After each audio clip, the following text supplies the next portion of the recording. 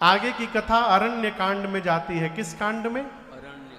और आपको बताऊं, अरण्य कांड के प्रारंभ में ही एक घटना घटी। एक दिन लक्ष्मण भैया कहीं गए चित्रकूट में, तो एकांत पा करके राम जी पुष्प उतारे और पुष्पों का आभूषण बना के भगवान मेरी मां का श्रृंगार किए। कर्णफूल बनाए, मांग टीका बनाए, गजरा बनाए, माला बनाए, बाजू बंद कंगन बनाए, करधनी बनाए, पांव का पायल बनाए फूलों से। मां को पहना करके स्फटिक शिला पर भगवान मैया के साथ बैठे। इस दृश्य को पूरा देवलोक देख रहा है और उस भीड़ में देवताओं के राजा इंद्र का बेटा है जयंत, वो भी खड़ा है।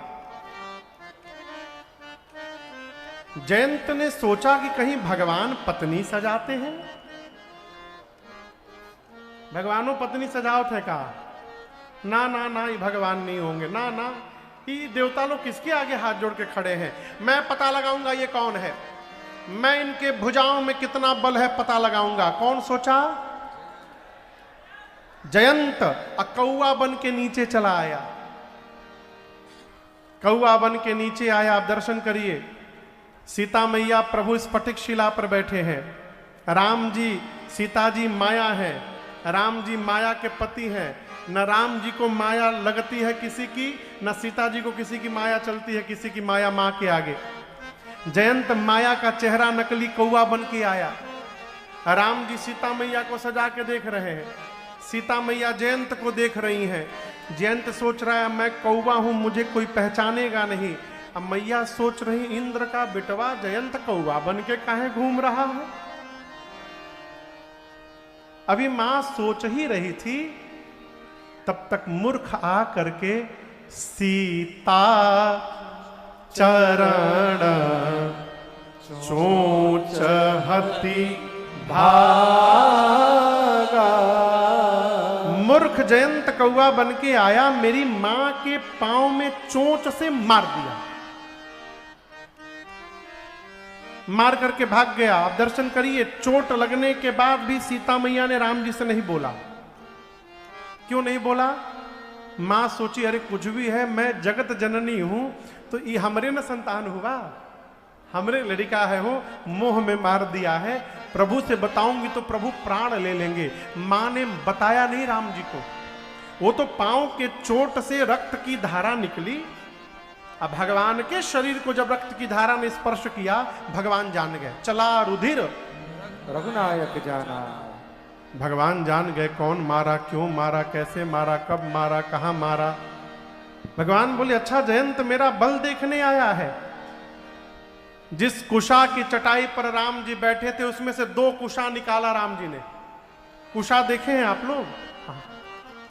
एक कुशा को झुका के धनुष बनाया और दूसरे कुशा को ब्रह्मास्त्र के मंत्र से अभिमंत्रित करके राम जी ने जयंत के पीछे छोड़ दिया। किसी ने प्रश्न किया महाराज वही असली धनुष बाण था राम जी का, असली धनुष बाण क्यों नहीं चलाए, ये कुशा का धनुष बाण क्यों बनाए? पहली बात, कुशा का अगला भाग बहुत नुकीला होता है।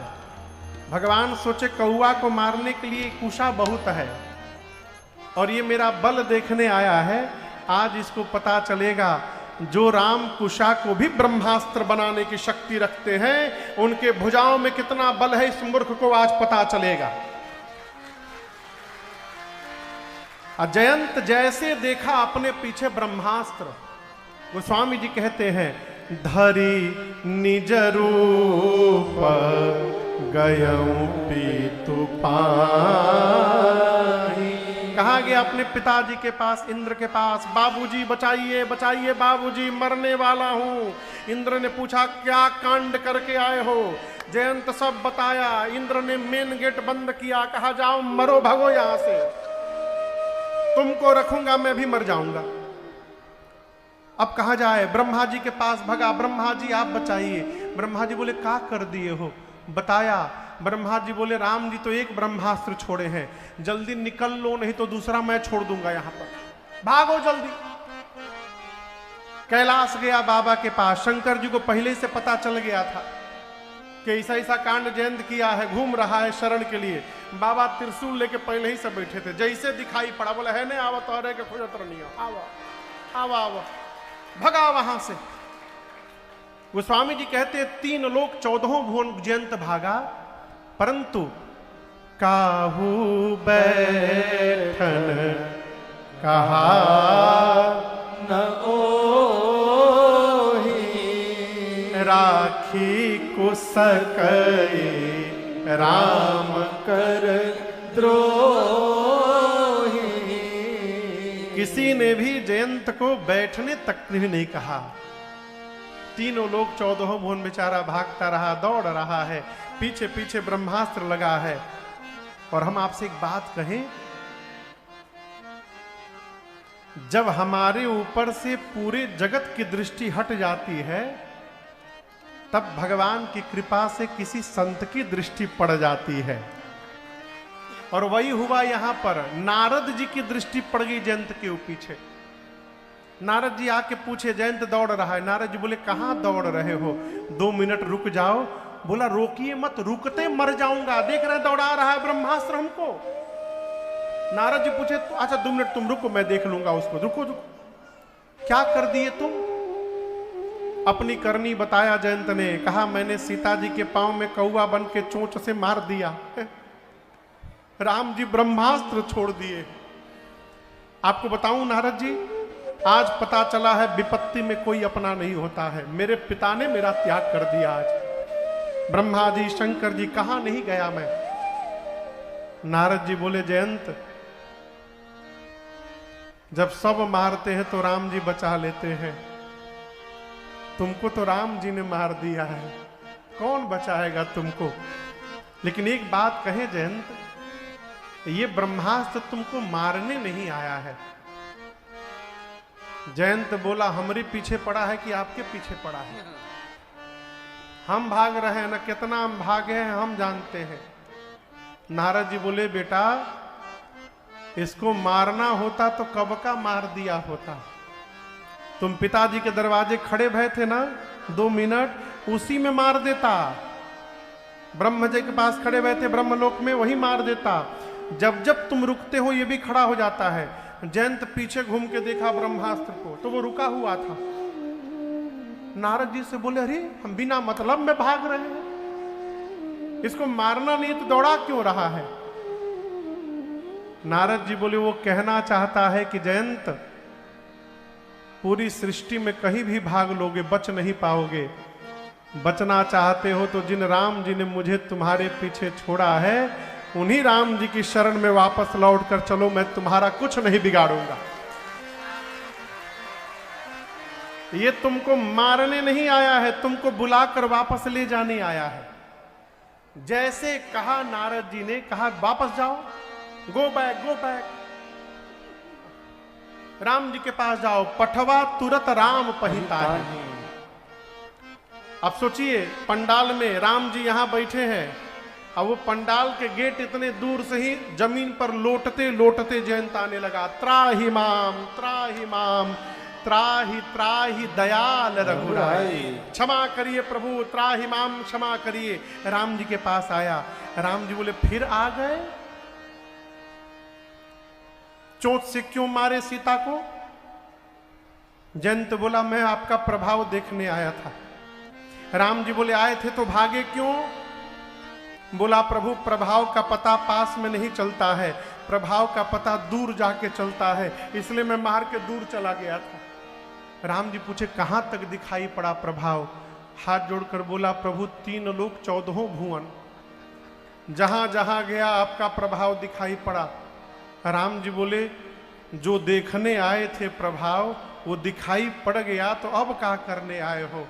बोला प्रभु पहली बार प्रभाव देखने आया था, दूसरी बार आज आपका स्वभाव देखने आया हूं। स्वभाव का पता दूर से नहीं चलता, स्वभाव का पता पास आके चलता है। मैंने आपके बारे में सुना है। कल रात्रि में एक शिष्या है, बिटिया है, अमेरिका से फोन की। जिन्हें के पास फोन आया था, बात हो रही तो कही कि गुरुदेव से भैया बात करा दीजिए। बात आई तो उसका एक प्रश्न था कि गुरुदेव भगवान कब दर्शन देंगे, रहा नहीं जाता। अब मैं इसी सोच में कि कब दर्शन देंगे। भक्तमाल पढ़ती हूं तो इसको दे दिए, उसको दे दिए, सबको दे दिए, तो हमको क्यों नहीं दे रहे हैं।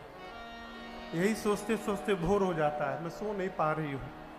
कब भगवान दर्शन देंगे। इस तरह धीर नहीं हुआ जाता है, आप लगे रहिए।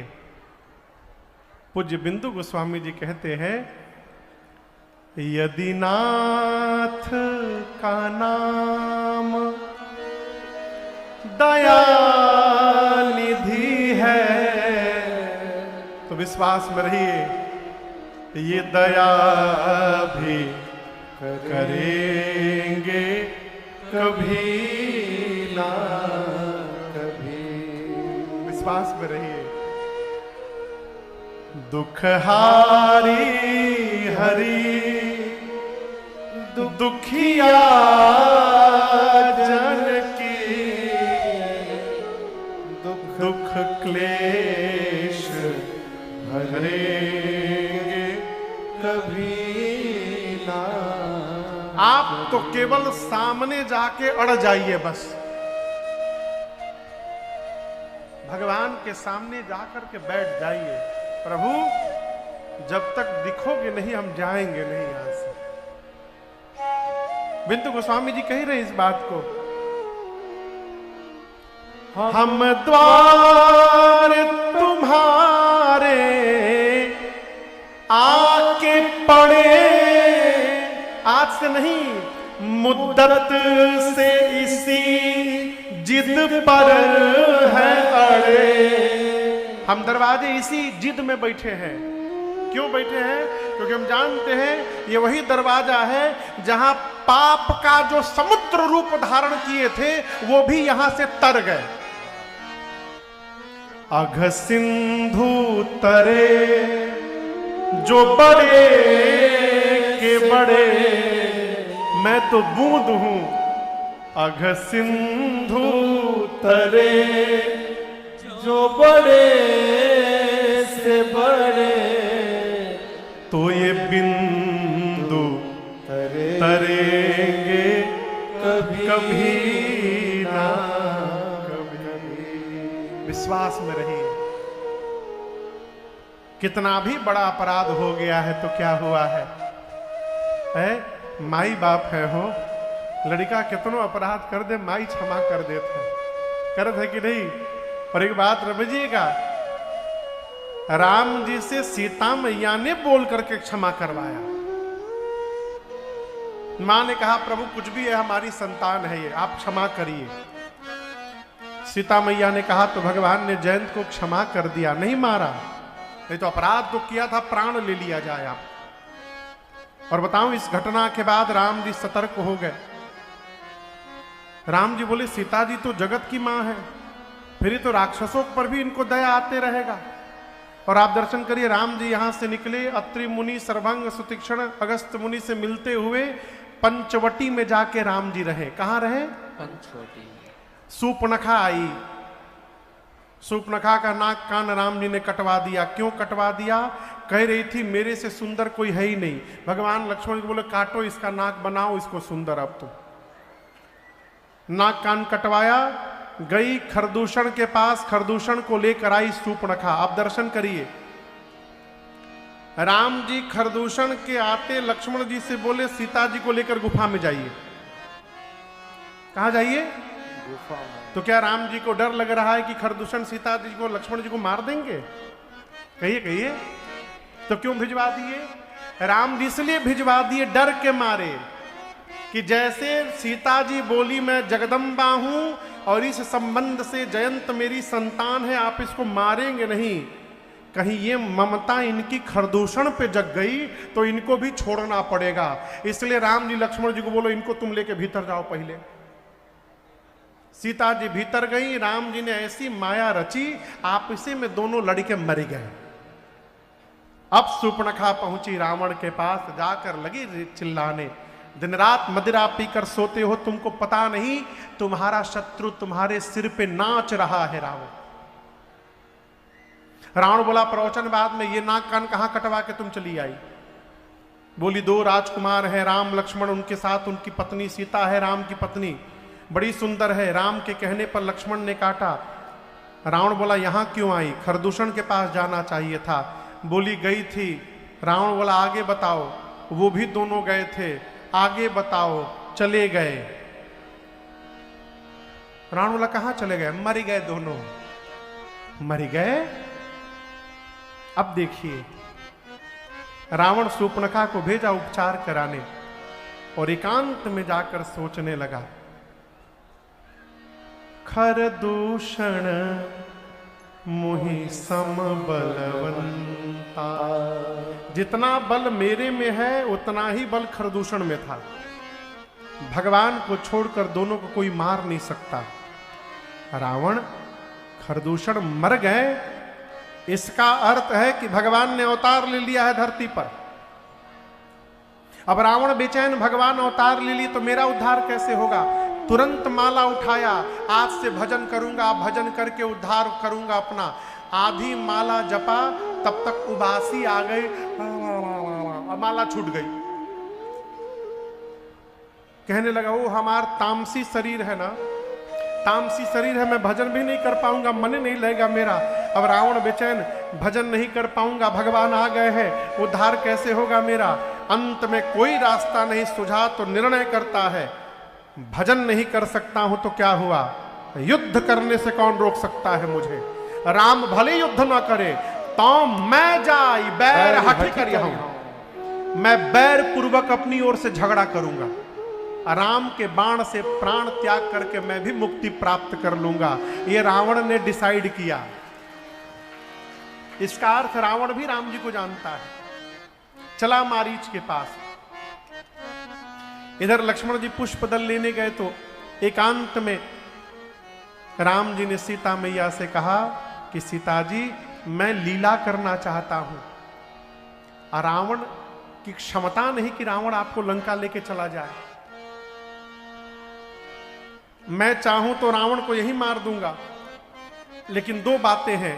रावण ने अब तक मेरे प्रति कोई अपराध नहीं किया है, और यहां उसको मार भी दूंगा तो रावण तो मर जाएगा, लेकिन उसके घर वाले पिछवा जो लंका में वो बचे रह जाएंगे। तो हम चाहते हैं कि रावण आपको यहां से लंका ले जाए, जिससे मैं लंका पहुंचूं और सबको समाप्त कर दूं, लेकिन रावण आपको लेके जा नहीं पाएगा। तो मां ने कहा क्या आज्ञा है? राम जी बोले मेरे पास अपना प्रतिबिंब रखकर आप अग्नि में चले जाइए। तो सीता मैया राम जी के पास अपनी छाया छोड़ करके सीता मैया अग्नि में जाकर के बैठ गई। अब इसको याद रखिएगा, अब से नकली सीता जी हैं राम जी के पास, असली सीता मैया कहां है? अग्नि में। इसका मतलब रावण मेरी मां को लेकर नहीं गया, रावण माई का फोटो लेकर गया था लंका। और ये रहस्य राम जी और सीता जी को छोड़कर तीसरा कोई नहीं जानता। लक्ष्मण जी भी नहीं जानते कि अब नकली भाभी है। रावण गया मारीच के पास, जाकर बोला चलो सोने का मृग बनो। रावण मारीच बोला क्यों? रावण बोला राम की पत्नी का हरण करना है। मारीच बोला दिमाग ठीक है, राम जीव नहीं है रावण, राम ब्रह्म है, भगवान है। रावण बोला प्रवचन ना सुनाओ हमको, चल रहे हो कि नहीं तुम हां ना में उत्तर दो। मारीच बोला जाऊंगा तो राम मार देंगे। रावण बोला ना बोलो, हम अभी मार देंगे। राम तो जाने के बाद मारेंगे ना, तुम केवल ना बोलो, अभी हम मार देंगे। मारीच दिखाए तो मरना आज तय हो गया हमारा। फिर सोचे यदि मरना ही है तो इस पापी के हाथों क्यों मरा जाए, चलकर भगवान के हाथों मरा जाए, कम से कम उद्धार तो प्राप्त होगा। मारीच स्वर्ण मृग बनकर गए। आप सब जानते हैं सीता मैया के कहने पर भगवान बहुत दूर जाकर मारीच को बाण मारते हैं। मारीच ने प्राण निकालने के पहले हां लक्ष्मण कहा जोर से। इधर रावण आता है सन्यासी का वेश बना करके, मेरी मां का हरण करके लेके जाता है। मार्ग में जटायु जी से युद्ध हुआ, रावण ने जटायु जी के दोनों पंखों को काट दिया। आपको एक बात कहूं, भगवान के भक्त का लक्षण क्या है? जो दिन रात यही कहे राजी हैं हम उसी में। किसमें?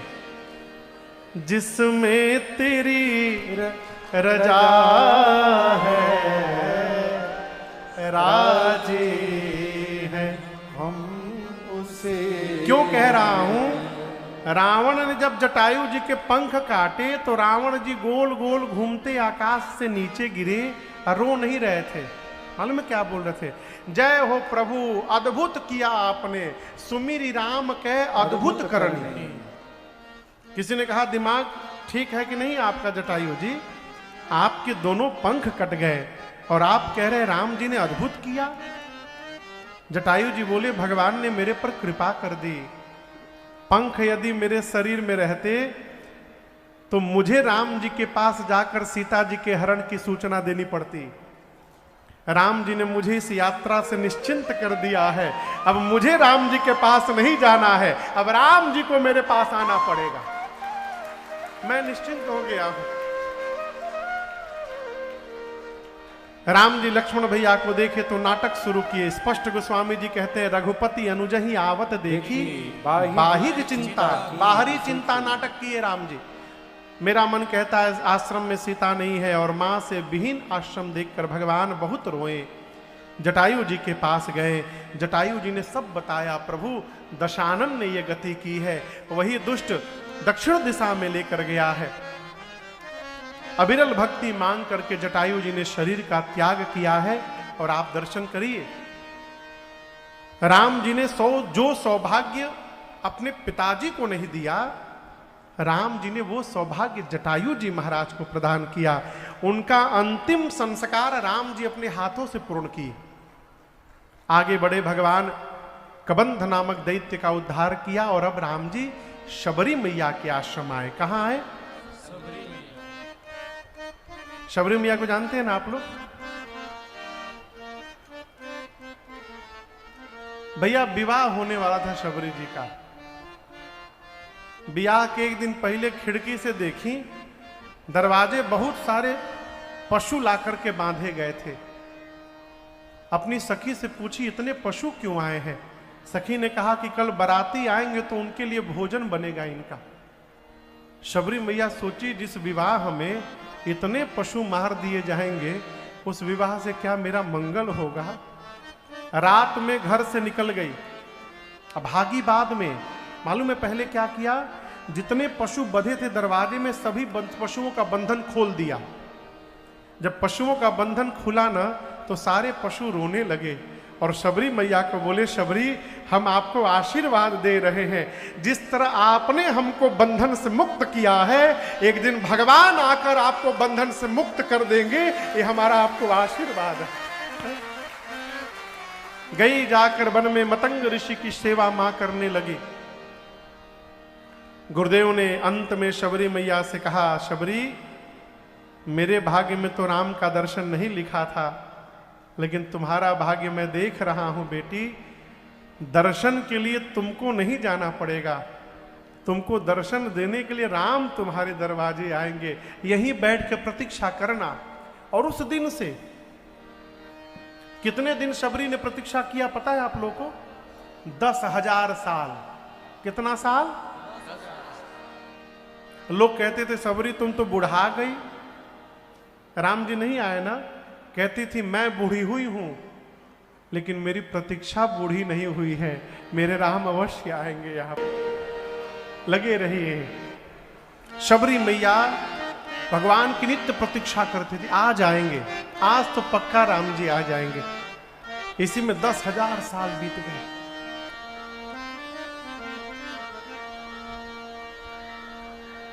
ये कौन आ गया हो? क्या गल है? शबरी दे क्या राम गृह आए। शबरी मैया को एक दिन अपने आश्रम के द्वार के बाहर दो पुरुष आश्रम की ओर आते दिखाई पड़े। अब यहां एक बड़ी अद्भुत बात, शबरी मैया राम जी को देखी तो शबरी जी को राम जी की याद नहीं आई। किसकी याद आई? अपने गुरु जी की याद आई। क्यों? जिस व्यक्ति के चलते हमको भगवत अनुभूति हो रही हो, उस भक्ति का किसी भी कीमत पर कभी विस्मरण नहीं करना चाहिए। ये धर्म है। गुरु जी याद आए। गुरु जी से शबरी ने पूछा था, गुरु जी हम तो राम जी को देखे नहीं है, राम जी आ गए तो हम पहचानेंगे कैसे? गुरु जी ने 5 पहचान बताया था, मिला लेना। राम जी आ रहे हैं, शबरी मिला रही है। पहला गुरु जी बताए थे, सरसी जलोचन, कमल के पंखुड़ियों के समान विशाल नेत्र होगा। एकदम बिल्कुल वैसा ही दिखाई दे रहा है। एक मिल गया। दूसर का गुरु जी कहे थे, बाहु विशाला, राम जी की विशाल भुजाएं होंगी, अजान बाहु होंगे। शबरी ने हाथ देखा, अरे हाथ तो घुटने के नीचे तक है। 2 मिल गया। तीसरा गुरु जी कहे थे, जटा मुकुट सिर पे जटाओं का मुकुट होगा। अरे वो भी दिखाई पड़ गया। 3 मिल गया। चौथा, बनमाला, गले में राम जी बनमाल पहने होंगे। तब तक राम जी लक्ष्मण जी शबरी मैया के पास आ गए। शबरी मैया ने राम जी से कहा कि भाई साहब, आप जो ये माला पहने हैं, इस माला का नाम क्या है? राम जी बोले, माई इसका नाम बनमाल है। शबरी नाचने लगी। 4 मिल गया। अब अंतिम केवल बचा है। राम जी पूछे, कहाँ मिला रही हो? शबरी बोली, अभी चुप रहिए, बोलिएगा मत। अब 5 मिल जाएगा तो मैं स्वयं बताऊंगी। लगी याद करने, गुरु जी का बताए थे अंतिम वाला? हाँ याद आया। गुरु जी कहे थे अकेले नहीं आएंगे। श्याम गौर सुंदर दो भाई। शबरी एक सांवले होंगे, गोरे होंगे, दोनों भैया होंगे। शबरी मैया देखी, सांवले गोरे तो हैं दोनों, भाई है कि नहीं है नहीं मालूम। तो राम जी से पूछती हैं शबरी मैया कि गोरकू आपके का लगते हैं? राम जी बोले, माई ये हमारे छोट भाई हैं, हम वही रघुराई हैं जिनको आप ढूंढ रही हैं।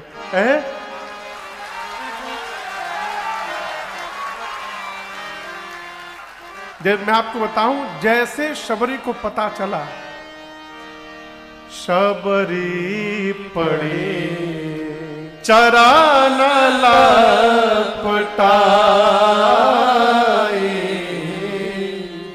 शबरी पड़ी। शबरी मैया भगवान के चरणों में लिपट गई। सबरी को क्या पता था, क्या चीज है तपस्या।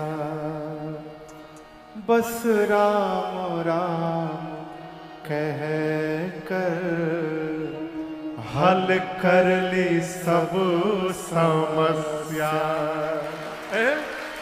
बस राम राम कह कर हल कर ली सब समस्या।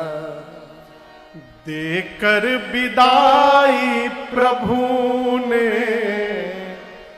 देकर विदाई प्रभु ने विश्राम लिख दिया है, कहीं राम लिख दिया है, कहीं श्याम लिख दिया है।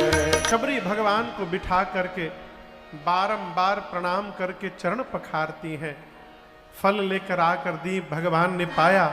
गुरुजी ने बताया था एक एक व्यवहार, बिठाना, पांव पखारना, भोजन कराना और उसके बाद सबरी कुछ स्तुति कर देना। स्तुति की बारी आई ना तो शबरी मैया रोने लगी। क्यों रोने लगी? अभी अभी रुक जाओ, रुक जा, अभी रुक जा, बताएंगे। बैठो बैठो, हो जा, बैठ जा, हो जा, बैठो।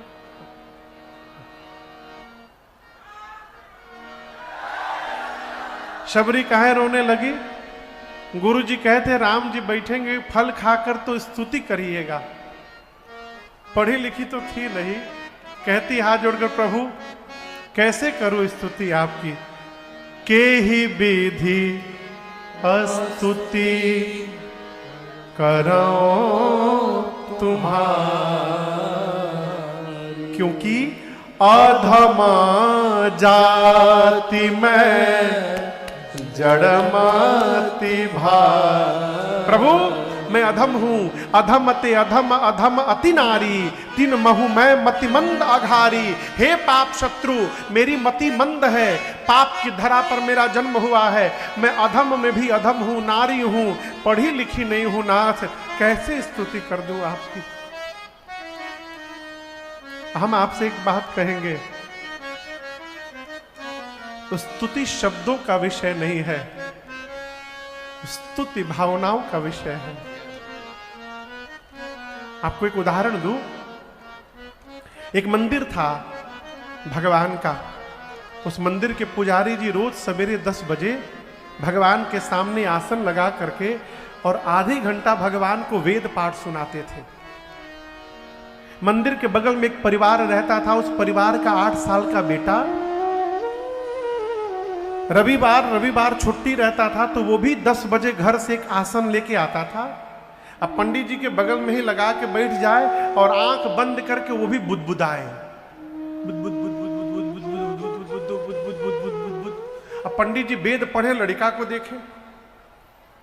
हर संडे को आ जाए छुट्टी के दिन, अब पंडित जी के बगले में आसन लगावे, पंडित जी वेद पढ़े और बुदबुदाए। पंडित जी को हंसी आवे, हम वेद सुना रहे हैं, ये हमार कॉपी करके बुदबुद कही रहा है। एक दिन पंडित जी को नहीं रहा गया, बोले ये बताओ हम वेद सुनाते हैं, तुम क्या सुनाते हो? वेद याद, ऋचा याद किए हो क्या? तुम्हारा तो यज्ञोपवीत भी नहीं हुआ है। बोला पंडित जी हम आपके इतना ज्ञानी नहीं, हमको वेद नहीं मालूम, तो तुम क्या सुनाते हो जो हमको याद है? बोले तुमको क्या याद है? बोली ककहरा। बोले मतलब? बोले हम रोज आते हैं, मेरी माँ ने हमको याद कराया है, वही सुनाते हैं। क ख ग घ अंग, छ छ ज झ ई ट ठ ड ढ अण, त थ द ध न, प फ ब भ म, य र ल व, ताल विष, मूर्धन्य ष, दांत श, ह क्ष त्र ज्ञ। पंडित जी बोले बस? बोले ना और बाकी है, अ आ ई उ ए ओ औ अंग अह, बस इतना ही सुनाता हूं। पंडित जी बोले अच्छा इससे क्या हो जाएगा सुनाने से? बोला पंडित जी मैं सुना करके भगवान से कही देता हूं कि संसार में आपकी जितनी स्तुति बनी है इसी से मिल के बनी है। आपको अपने लिए जैसी स्तुति मन करे बना लीजिए। हम रॉ मटेरियल दे दिए हैं, अब आप बनाइए, जैसा मन करे बढ़हन बनाइए, छोट बनाइए, जो मन करे सो बनाइए।